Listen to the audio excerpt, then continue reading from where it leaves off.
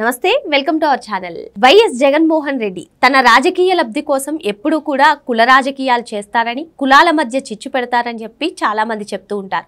మరి ఈ కులాల మధ్య ఏదైతే చిచ్చు పెట్టాలనుకుంటున్నారో ఆ విషయంలో ఆయన సక్సెస్ అవుతాడా తెలుసుకునే ప్రయత్నం చేద్దాం. దీన్ని విశ్లేషించడానికి మనతో పాటుగా ఉన్నారు సీనియర్ జర్నలిస్ట్ సత్యమూర్తి గారు. నమస్తే సార్. నమస్కారం అండి. జగన్మోహన్ రెడ్డి రాజకీయ లబ్ధి కోసం ఎక్కడికైనా వెళ్తాడు. ఆఖరికి కులాల మధ్య, ప్రాంతాల మధ్య మత రాజకీయాలు కూడా ఆయనకు చేయడం అలవాటని చాలా మంది చెప్తూ ఉంటారు సార్. ఈ మధ్య కాలంలో చూసుకున్నట్లయితే కుల రాజకీయాలు చాలా చేస్తున్నారని కూడా పలు కథనాలు అయితే వస్తున్నాయి. మరి మొత్తానికి ఆయన ఏదైతే అనుకుంటున్నాడో కులాల మధ్య చిచ్చు పెడతాడని చెప్పి ఆ విషయంలో ఆయన సక్సెస్ అవుతాడంటారా? ఆయన కోరిక నెరవేరుతుందంటారా? ఏం చెప్తారు? నాకు తెలిసి ఆయనకు జగన్మోహన్ రెడ్డి కోరిక అయితే నెరవేరటానికి అవకాశం లేదు. ఎందుకు లేదు అంటే సొసైటీ మొత్తం కూడా చాలా విజిలెంట్గా ఉంది.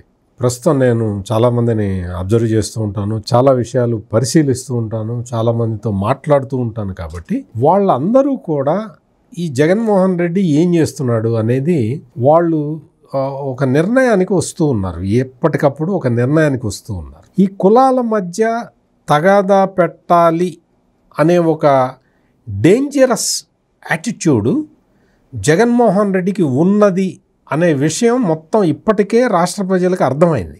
అందుకనే 151 స్థానాల నుంచి 11 స్థానాలకి పడేశారు. ప్రజలందరిలో అంటే ఈ జగన్మోహన్ రెడ్డి మీద ఈ ఒపీనియన్ లేకపోతే ఈ తీర్పు వచ్చేది కాదు కదా. ఇప్పుడు నేను చెప్పిన లాజిక్ ఫస్ట్ ఎవరికి అర్థం కావాలి అంటే జగన్మోహన్ రెడ్డికి అర్థం కావాలి. కానీ దురదృష్టం ఏంటి అంటే జగన్మోహన్ రెడ్డికి ఇప్పటికీ ఇంకా అర్థం కాల. అంటే కుల రాజకీయాలు చేస్తేనే తను కూటమి ప్రభుత్వాన్ని కొట్టి మళ్ళీ అధికారంలోకి రాగలుగుతాను అనుకుంటూ ఉన్నాడు. జగన్మోహన్ రెడ్డి కుల రాజకీయాలు చేయటం వల్లే దిగిపోయి పడిపోయాడు. 11 స్థానాలకి పడిపోయిన కారణమే కుల రాజకీయాలు. ఎందుకు కుల రాజకీయాలు ఎలా చేసేవాడు అంటే మొత్తం నామినేటెడ్ పోస్టులలో మొత్తం అందరినీ రెడ్లనే పెట్టాడు. సలహాదారులు అంటే రెడ్లు, నామినేటెడ్ పోస్టులు అంటే రెడ్లు. అట్లా చేశాడు కదా. అధికారంలో ఉన్నప్పుడు ప్రజలు బుద్ధి చెప్పారు కదా. ఆ తర్వాత పడిపోయిన తర్వాత అధికారం నుంచి దిగిపోయిన తర్వాత ఏం ఆలోచించాలి? నేను అధికారంలో ఉన్నప్పుడు కాంట్రాక్టులు రెడ్లకే ఇచ్చాను, ఉద్యోగాలు రెడ్లకే ఇచ్చాను, నామినేటెడ్ పోస్టులు రెడ్లకే ఇచ్చాను, అధికారులను కూడా రెడ్లకే వాళ్ళని కొంచెం ప్రమోషన్స్ ఇచ్చి మంచి మంచి పోస్టులలో పెట్టాను. అందువల్ల నాకు ఈ తీర్పు వచ్చింది. ఇకనైనా నేను మంచి బుద్ధి తెచ్చుకోవాలి అనుకోవాలి కదా ఎవరైనా. ఇప్పటికీ జగన్మోహన్ రెడ్డి ఒక 4 పార్టీకి సంబంధించిన నాయకుల్ని నామినేట్ చేస్తే 4 రెడ్లే ఉంటారు. మీరు కావాలంటే చూడండి, మీరు ఎక్కడైనా ఏదైనా చూడండి. ఎస్సీ సెల్ వేస్తే దానికి రెడ్లను పెట్టలేడుగా, ఎస్సీనే పెట్టాలిగా. అట్లా తప్ప జనరల్ పోస్టులు అన్నీ కూడా అంటే పార్టీకి సంబంధించిన పోస్టులు అన్నీ కూడా రెడ్లకే ఇస్తున్నాడు. ఇప్పటికీ అదే ఇస్తున్నాడు. ఉత్తరాంధ్ర వైవి సుబ్బారెడ్డి, రాయలసీమ పెద్దిరెడ్డి రామచంద్రారెడ్డి, కోస్తా ఆంధ్ర ఆ రెడ్డి, ఇదిగో ఈ రెడ్డి, ఆ మొత్తం ఇదే బ్యాచ్ వీళ్ళే ఉంటారు. వీళ్ళే మొత్తం డిసైడ్ చేస్తారు. నువ్వు ఎవరి మీద పోరాటం చేస్తావు? నీకు మొత్తం కమ్మ కాపు మధ్యలో తగాదా పెట్టాలి, ఆ తగాదాన్ని రెచ్చగొట్టాలి. రెచ్చగొట్టిన తర్వాత చంద్రబాబు నాయుడికి పవన్ కళ్యాణ్కి మధ్య డిస్ప్యూట్స్ రావాలి అనేది గేమ్ ప్లాన్. ఈ ప్లాను నువ్వు ఒకసారి వేస్తే ఏదైనా చూసి ప్రజలు ఏదైనా నిజం అనుకుంటారేమో. నువ్వు ప్రతి దాంట్లో అదే. ఒకవైపు నువ్వు చేసేదే కుల రాజకీయం, ఇంకొక వైపు మొత్తం కూటమి ప్రభుత్వం ఈ కులాల ప్రస్తావన లేకుండా ఎవడు తప్పు చేసినా ఆయన తీసి జైల్లో పడేస్తాడు. ఎవడు తప్పు చేస్తే ఆడు తీసి జైలే.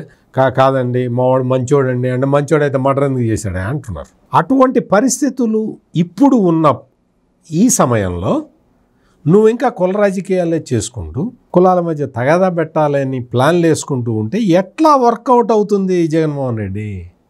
కాదు, ఇప్పుడే కాదు, భవిష్యత్తులో కూడా కాదు. రాసి పెట్టుకో. ఎందుకు అంటే ఈ రోజున సమాజం మొత్తం చైతన్యవంతమై ఉన్నది. ఈ రోజున సమాజంలో ప్రతి ఒక్కరికి కూడా అవకాశాలు దొరుకుతున్నాయి. జగన్మోహన్ రెడ్డి టైంలో కిరాణా షాపు నిర్వహించటం కూడా ఆనాటి ఎమ్మెల్యేదో లేకపోతే ఒక రెడ్డి నాయకుడిదో ఒక స్థానిక వైసీపీ నాయకుడిదో పర్మిషన్ లేకుండా చేసుకునే పరిస్థితి లేదు. ఆ రోజున సమాజంలో వాలంటీర్లు తిరుగుతూ ఉండేవాళ్ళు. నువ్వు నీ పిల్ల పెళ్ళికి ఇల్లు అమ్ముకుందాము అంటే ఆ వాలంటీర్ గాడు వచ్చి నువ్వు ఇల్లు అమ్ముతావా అని చెప్పి వివరాలు నోట్ చేసుకొని ఆ లోకల్ వైసీపీ లీడర్కి ఇస్తే వాడొచ్చి అది 30 లక్షల రూపాయల ఆస్తి అయితే వాడొచ్చి నాకు 10 లక్షలకి ఇచ్చేసి వెళ్ళిపో అని అంటే వెళ్ళిపోవాల్సిన పరిస్థితులు ఆ రోజున ఉండేవి. ఈ వాలంటీర్ గాడు గూఢచారి కదా, మొత్తం సమాజంలో అన్ని ప్రతి 50 కుటుంబాల మీద ఒక గూఢచారిని పెట్టాడు జగన్మోహన్ రెడ్డి. వాళ్ళందరూ ఏం చేస్తున్నారు, ఈ ప్రైవేటు విషయాలని వాళ్ళకి చేరవేయటం ద్వారా వాళ్ళు వచ్చి వీళ్ళ మీద అజమాయిషీ చేసేవారు. ఇటువంటి నేరాల నుంచి స్వేచ్ఛ కోరుకున్నది సమాజం. అంత తెలివిగా ఆలోచించిన సమాజాన్ని జగన్మోహన్ రెడ్డి తక్కువ అంచనా వేస్తున్నాడు. అందుకనే ఇంకా కూడా ఈ కుల రాజకీయాలు చేయాలని, మత రాజకీయాలు చేయాలని, నీకు జగన్మోహన్ రెడ్డి క్రైస్తవుడు అనే విషయం అందరికీ తెలుసు కదా, ప్రపంచం మొత్తం తెలుసు కదా. నువ్వు వచ్చి దీపావళి సెలబ్రేట్ చేయటం ఏంటి? చేసినట్టు ఫోజ్ ఇచ్చి నువ్వు ఆ ఫోటోలు రిలీజ్ చేసి ఎందుకు ఇంత అవసరమా? అధికారంలో ఉన్నప్పుడు వెంకటేశ్వర స్వామి సెట్టింగ్ వేయించుకున్నావు ఇంట్లో అంటే ఇవన్నీ కూడా ప్రజలు గమనిస్తూ ఉన్నారు. ఈ రోజున సమాజంలో అందరికీ సమాన అవకాశాలు వచ్చే పరిస్థితి ఉంది కాబట్టి ఎవరి లైవ్లీహుడ్ వాళ్ళు వెతుక్కుంటూ ఉన్నారు. ఉద్యోగాల కల్పన బ్రిస్క్గా జరుగుతూ ఉన్నది. దాంతో ఈ యూత్ అంతా కూడా వాళ్ళేంటి, మనం కాంపిటేటివ్ ఎగ్జామ్స్కి ప్రిపేర్ కావాలి, లేదు ఏఐ టెక్నాలజీ నేర్చుకోవాలి, సాఫ్ట్వేర్ ఇప్పుడు సాఫ్ట్వేర్ అయిపోయి ఏఐలోకి వస్తున్నాం, మనం అడ్వాన్స్డ్ టెక్నికల్ స్కిల్స్ మనం నేర్చుకుంటే తప్ప ఈ జాబ్స్లో ఫిట్ ఇన్ కాము అని చెప్పి అందరూ కూడా యూత్ అంతా కూడా ఆ డైరెక్షన్లో ఆలోచిస్తున్నది. జగన్మోహన్ రెడ్డి టైంలో ఏం ఆలోచించారు, ఈ అవకాశాలు లేక ఏం చేయాలో తెలియక ఈ గంజాయి లాంటి డ్రగ్స్కి అలవాటు పడ్డారు. సమాజం షిఫ్ట్ అయింది, జగన్మోహన్ రెడ్డి ఇంకా షిఫ్ట్ కాడు కూడా. ఎందుకు అంటే ఇటువంటి కుట్రలు పనటం. ఇప్పుడు తన మీద నకిలీ మద్యం కేసు ఉంది కదా అని చెప్పి ఇంకొక ప్లాంట్ సౌత్ ఆఫ్రికా నుంచి వాళ్ళ మనుషులతోటి ఒక ప్లాంట్ తెప్పించి కల్తీ మద్యం తయారు చేయించి కల్తీ మద్యాన్ని మార్కెట్లోకి రిలీజ్ అయ్యేలాగా చేసి దాని మీద గొడవ చేస్తాడా? మారాలి కదా జగన్మోహన్ రెడ్డి. రాజకీయం మారు కనీసం క్రిమినల్ యాటిట్యూడ్ని వదిలేసి సమాజం ఎటుపోతున్నది, ఏ డైరెక్షన్లో వెళ్తున్నది, ఆ డైరెక్షన్లో మనం కూడా వెళ్తే తప్ప మనకి మనుగడ ఉండదు అని గ్రహించు. నువ్వు అది గ్రహించకుండా నువ్వు ఇంకా అదే పందాలు నేరస్తుల్ని ప్రోత్సహిద్దాము, లేదు నేరాలు చేసేవాళ్లే నాకు మిత్రులు అనే వైఖరి మార్చుకో. సమాజంలో నువ్వు మారలేదనుకో నిన్ను వదిలేసి సమాజం ముందరికి వెళ్తుంది. ఈ లాజిక్ తెలుసుకో జగన్మోహన్ రెడ్డి. సమాజం ఎటుపోతుందో ఆ వైపుగా మనం కూడా ఆలోచించి మన ప్రవర్తనని మార్చుకుంటేనే మనల్ని సమాజం తీసుకెళ్తుంది తనతో పాటు. నేను మారను, నేను సమాజం ఎట్లా ఆలోచించినా నాకు సంబంధం లేదు అనుకుంటే నిన్ను వదిలేసి సమాజం ముందరికి వెళ్తుంది. అది ఈ రోజున ఆంధ్రప్రదేశ్లో జరుగుతుంది. భారీ ఎత్తున పెట్టుబడులు రావటం, దాంతో ఉద్యోగాల కల్పన జరగటం. ఈ ఉద్యోగ అవకాశాలు అందుకోవాలి అంటే టెక్నాలజికల్ స్కిల్స్ డెవలప్ చేసుకోవాలి అని ఆలోచించటం. ఈ డైరెక్షన్లో యూత్ మూవ్ అవుతూ ఉంటే మీరు ఆగండి, అటు పోవద్దు, నా వైపు రండి, మీకు కొత్త కొత్త నేరాలు నేర్పుతాను, మీకు గంజాయి అలవాటు చేస్తాను అంటే నీ వైపు వస్తారా? రారు కదా. అది ఆ విషయాన్ని తెలుసుకోవాలి.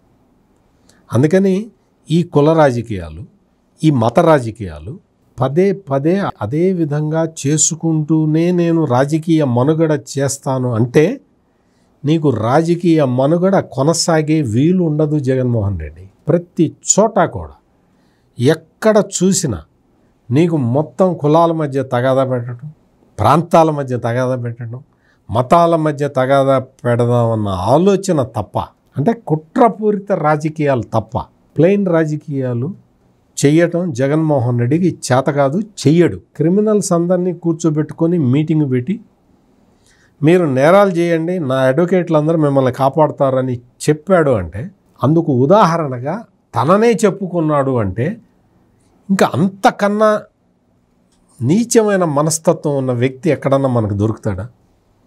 నేను 16 నెలలు జైల్లో ఉండి వచ్చాను అని ధైర్యంగా ఒక 10 మందిని ముందర కూర్చోబెట్టుకొని చెప్తున్నాడు అంటే ఎంతకి తెగించి ఉండాలి? నువ్వేమన్నా దేశ స్వాతంత్రం కోసం జైలుకి వెళ్ళావా? అక్రమాస్తుల కేసులో జైల్లో ఉండి వచ్చి దాన్ని గర్వంగా చెప్పుకుంటున్నావు. నేను 16 నెలలు జైల్లో ఉండొచ్చి నేను ముఖ్యమంత్రి అయ్యాను అని చెప్తున్నావు. మిమ్మల్ని కూడా జైల్లో, మీరు ఏదన్నా నేరం చేస్తే మిమ్మల్ని కూడా జైల్లో వేస్తే మ్యాక్సిమం 3 నెలలు ఉంచుతారు, తర్వాత వదిలేస్తారు అని చెప్తున్నావు. ఇదా ఒక నాయకుడు, ప్రజానాయకుడు చెప్పాల్సింది? కుర్రాళ్ళని ముందర కూర్చోబెట్టుకొని నేరం చేయమాకండి, తప్పు నేరం చేయటం అని చెప్పాలా? నేరం చెయ్యి, పర్వాలేదు, నువ్వు ఎంత పెద్ద నేరం చేసినా 3 నెలల్లో బెయిల్ వస్తుంది, ఈ లోపల నా లీగల్ టీం నీకు సహాయం చేస్తుంది, నువ్వు యథేచ్ఛగా నేరం చెయ్యి అని చెప్తావా? ఇటువంటి ఈ క్రిమినల్ యాటిట్యూడ్ మార్చుకోకపోతే భవిష్యత్తులో ఎటువంటి ఎత్తుగడలు వేసిన ఏ కులం, ఇంకొక విషయం ఏంటంటే జగన్మోహన్ రెడ్డిని ఇప్పుడు ఏ కులము కూడా నమ్మటం లేదు, ఇంక్లూడింగ్ రెడ్డీస్. రెడ్డి కులస్తులు కూడా జగన్మోహన్ రెడ్డిని ఈ రోజున నమ్మటం లేదు. జగన్మోహన్ రెడ్డిని నమ్ముతున్న వాళ్ళందరూ కూడా ఈ రోజున నేరస్తులే నమ్ముతున్నారు, నేరం చేసిన వాళ్ళే అందుకనే నేరస్తుల్ని ఎంకరేజ్ చేస్తూ ఉన్నాడు. ఇది తప్పు జగన్మోహన్ రెడ్డి. నీ రాజకీయం ప్రస్తుతమే కాదు, భవిష్యత్తులో కూడా నీ రాజకీయం ఆంధ్రప్రదేశ్లో నడవదు. మరో అంశంతో మళ్ళీ కలుద్దాం. Thank you sir. నమస్కారం.